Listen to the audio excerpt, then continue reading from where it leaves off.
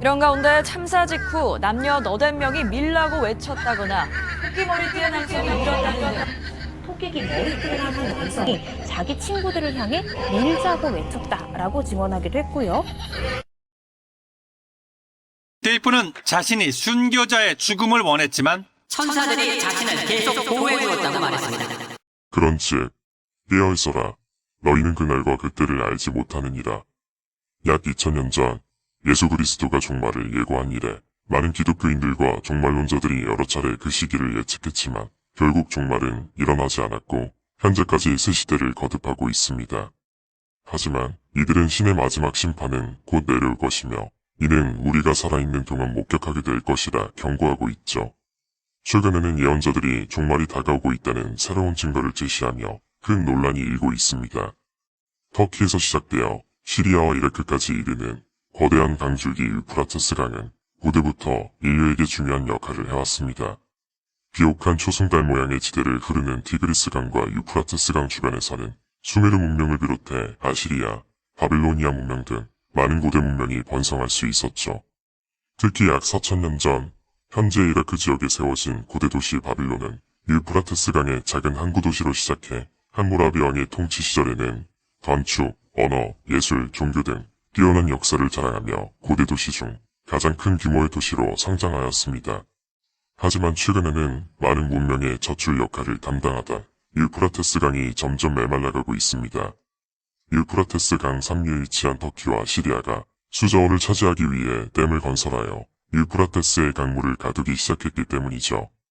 이로 인해 강 하류에 위치한 이라크로 유입되던 강물의 유입이 급격하게 줄어들었으며 장기간 지속되는 가뭄으로 인해 거대한 유프라테스 강이 점점 바닥을 드러내고 있습니다. 성경에서는 유프라테스 강이 메마르며 종말이 시작될 것이라 여기고 있는데요. 이를 두고 예언자들은 요한계시록에 기록되어 있는 세계 종말의 서막을 보여주고 있다고 말하고 있습니다. 여섯째 천사가 나팔을 불었습니다. 나는 하나님 앞에 있는 금제단의 넷불에서 울려나오는 음성을 들었습니다. 그것은 나팔을 가진 여섯째 천사에게 큰 강 유프라테스에 매여 있는 네 천사를 풀어놓아 주어라 하는 음성이었습니다. 요한계시록에서 말하고 있는 네 천사를 풀어놓아 주어라는 어떤 의미일까요? 여기에서 나오는 네 천사는 하나님을 대적해 범죄를 저지른 타락 천사들입니다. 성경에 따르면 이러한 천사들을 하나님이 용서치 아니하고 지옥에 던져 영원히 어두운 구덩이에 가두었다고 합니다. 네 천사가 결박되어 있던 유프라테스 강은 곧 지옥을 뜻하는데요. 즉, 타락 천사들을 지옥에서 풀어놓는다는 것을 의미합니다. 나팔 가진 여섯째 천사에게 말하기를 큰 강 유프라테스에 결박한 네 천사를 놓아주라 하네. 네 천사가 놓였으니 그들은 그 연, 월, 일 시에 이르러 사람 3분의 1을 죽이기로 준비된 자들이더라. 예언자들은 성경이 예언하고 있는 종말이 다가오고 있다고 말하고 있습니다. 또한 유프라테스 강 깊은 곳에서 의문의 목소리가 포착되기도 하였는데요. 이 소리를 두고 예언자들은 타락천사들의 목소리라고 말하고 있습니다. 또한 타락천사를 심판하기 위해 예수의 재림이 얼마 남지 않았으며 우리는 최후의 날을 맞이할 준비를 해야 한다고 덧붙였죠. 이 사건은 말라버린 유프라테스 강 바닥에서 의문의 터널을 발견하며 시작되었습니다. 터널을 조사한 결과 터널은 땅속 깊이 뻗어 있었으며 터널 내부에서는 섬뜩한 목소리가 들려왔다고 합니다. 이후 많은 사람들이 해당 터널을 방문하였고 의문의 목소리가 담긴 영상을 공개하였습니다. 영상에서는 타락천사의 것으로 여겨지는 목소리와 쇠사슬로 추정되는 소리가 기록되어 있었습니다.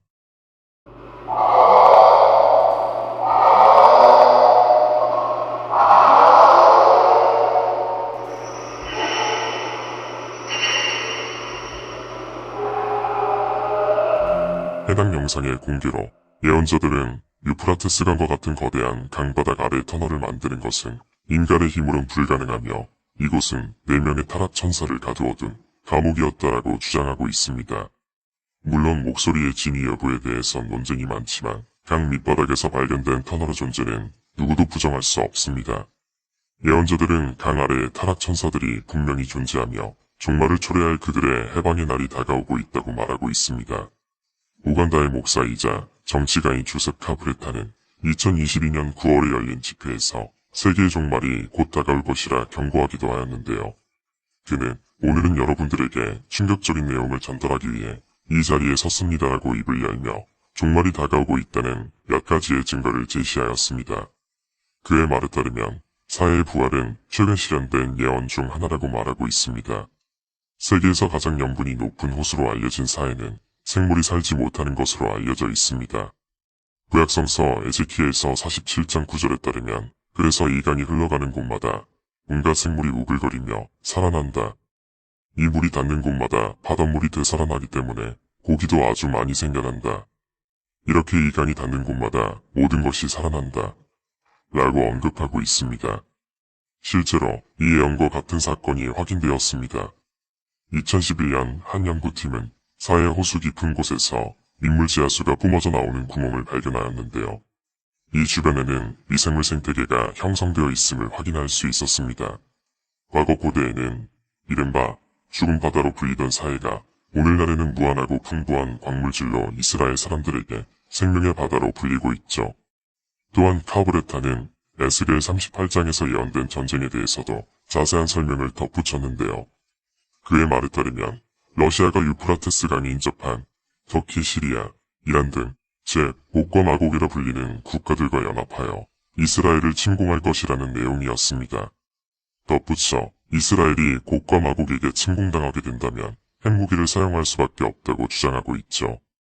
여섯째 천사가 대접을 큰 유프라테스 강에 쏟아부으니 강물이 다 마르고 동방의 왕들이 쳐들어올 수 있는 길이 열리더라.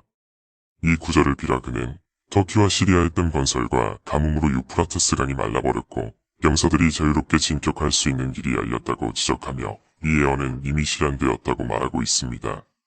사실 유프라테스 강 인근에서는 수자원을 둘러싸고 국가 간 분쟁이 빈번하게 일어나고 있습니다.